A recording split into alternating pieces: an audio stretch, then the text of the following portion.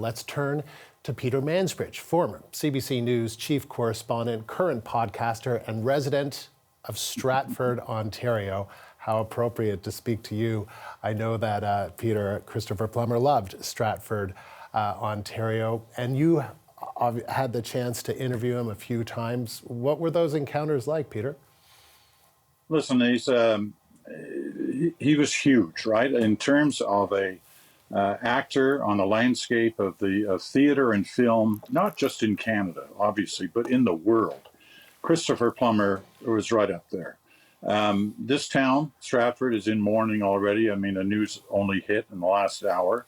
But, I talked to the mayor. The mayor's a friend of mine. I called him to make sure he was aware. He just found out. This community has, a street named after him, and the theater, could be named after him because, he was such a large part of this community and never forgot Stratford, always kept Stratford in mind, as he did Canada. I mean, he proudly wore his Order of Canada on his suit lapel, and in the various pics you'll be showing today, Andrew, you'll see his Order of Canada. And there are 3 levels to the Order of Canada. The top level is a companion of the Order of Canada. And there are very few people in that top level. And it's mainly, like prime ministers and, Supreme Court justices and that kind of thing. Mm-hmm. Christopher Plummer is up there at the top. So, he was a remarkable person, but never lost the kind of human touch. I mean, I interviewed him a couple of times. He knew who I was, not because of my work, but because I was married to an actor, Cynthia Dale, who was a good friend of Christopher Plummer's. They'd done both stage and film work together.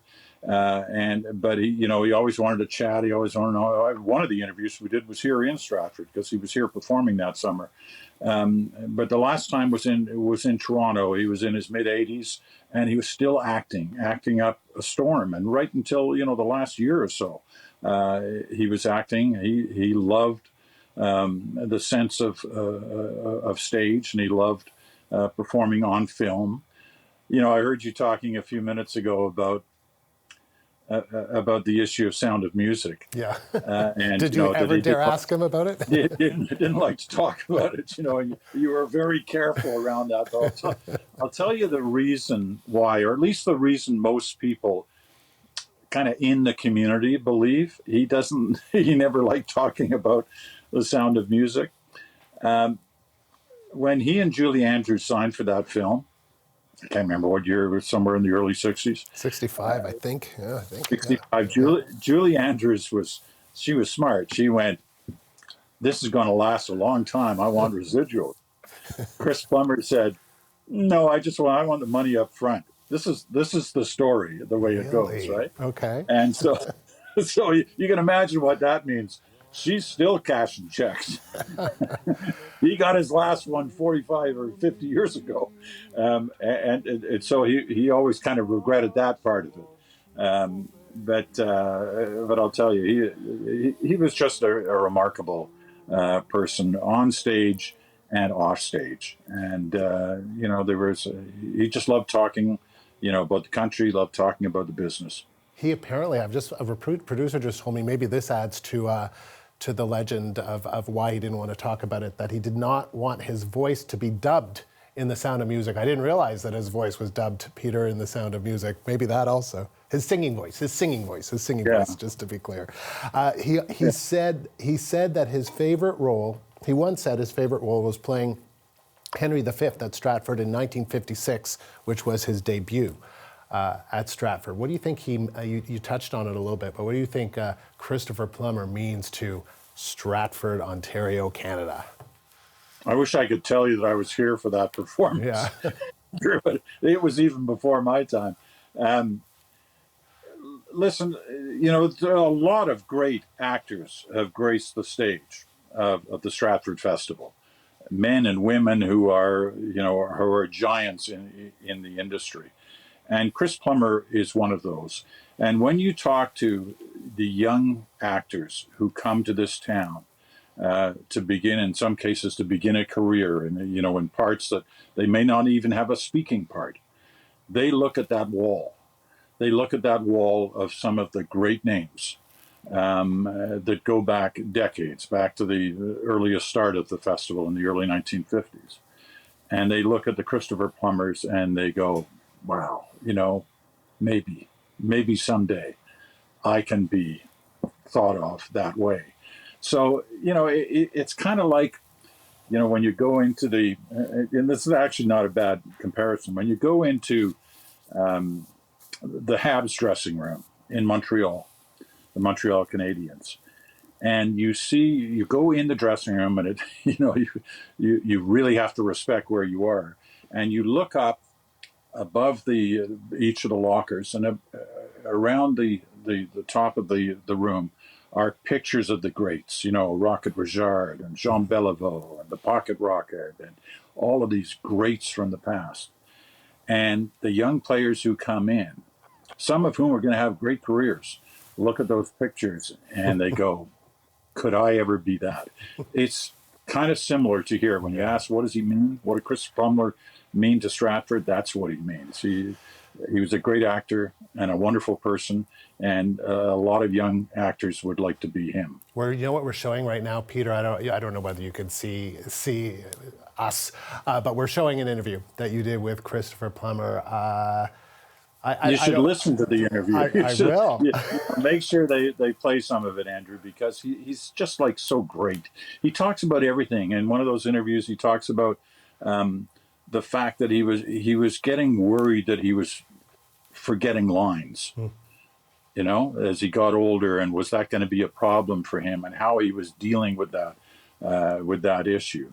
Anyway, I mean, if you get a chance, run some of those. Well, I was just sharing, Peter, that I saw him on Broadway. It was about 15 years ago in Inherit the Wind, right. And that is a very tough role that he played, and he didn't forget one line. It was just amazing to see that. I mean, he probably would have been in, if I'm doing my math right, in his sort of 70s by then. But, you talk about that, right, Peter, in terms of him working into his 80s, becoming the oldest actor to win an Oscar.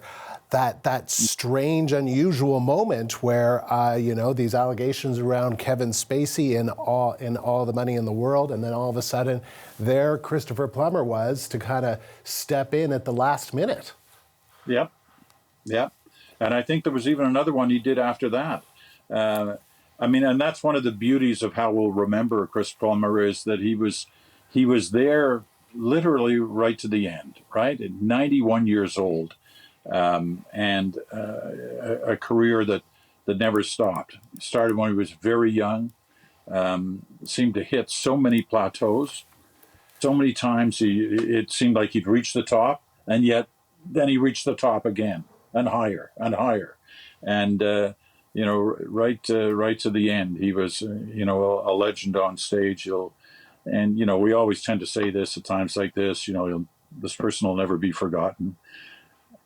He won't be forgotten, and for good reason. He was a remarkable Canadian, never lost sense of that touch with Canada, and a remarkable actor. What do you think, from what you've heard, would he want to be remembered best for his stage roles, for his screen roles?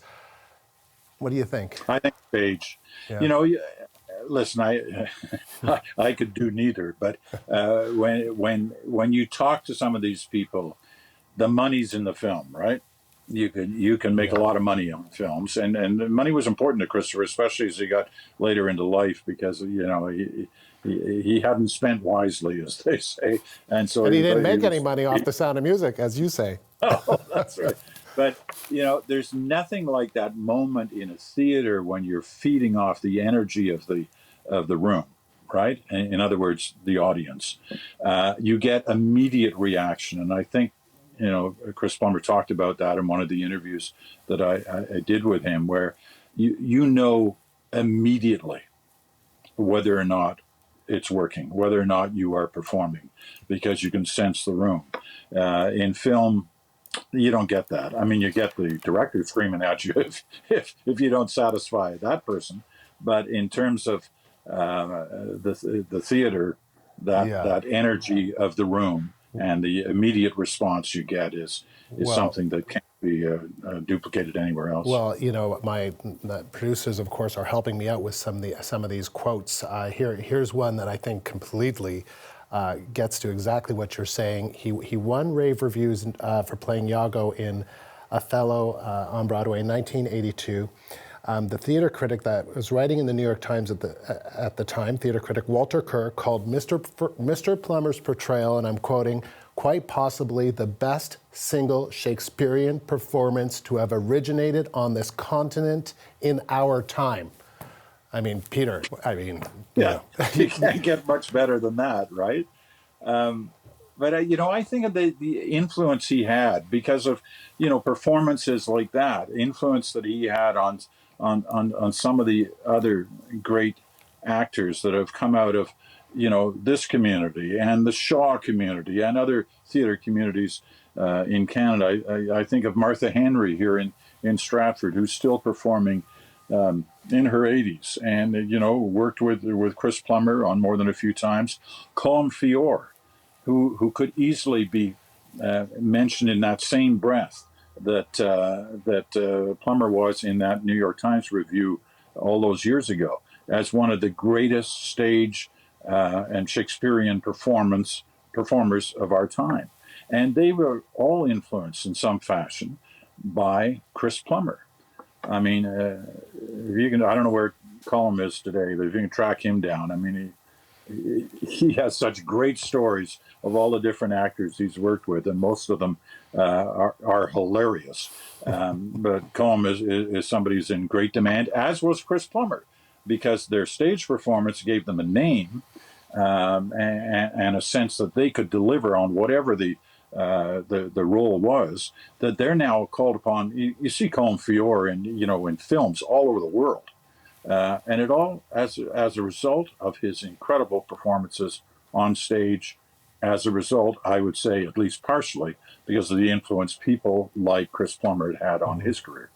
He received an Oscar nomination for his supporting role as Russian novelist Leo Tolstoy in The Last Station, 2009, and then it was that Academy Award win for his supporting role in the romantic comedy Beginners in 2010. I was trying to figure out the timeline on your interviews, Peter, if you got a chance to interview him after that Oscar win, or just generally were those that kind of recognition either from the theater community, the Canadian Screen Award Lifetime Achievement Award in 2017, were these kinds of recognitions important to him?